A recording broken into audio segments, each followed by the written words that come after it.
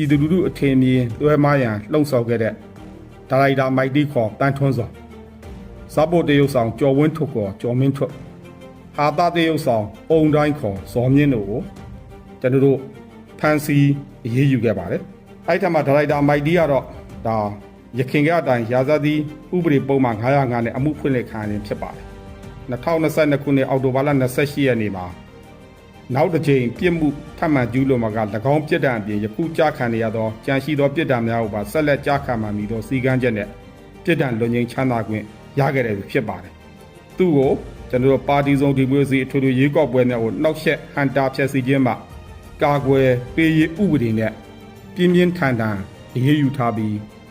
ရခင်ပြစ်ဒဏ်ကိုလည်းပြန်လည်ကြားခံစေရေးဥပဒေနဲ့အညီဆောင်ရွက်သွားမှာဖြစ်ပါတယ်။ဒါအပြင်ကျော်ဝင်းထုတ်ခေါ်ကျော်မင်းထုတ်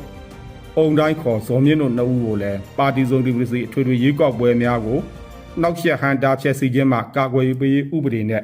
ထိရောက်ပြင်းထန်စွာအရေးယူသွားမှာဖြစ်ကြောင်းပြောကြားလိုပါတယ်။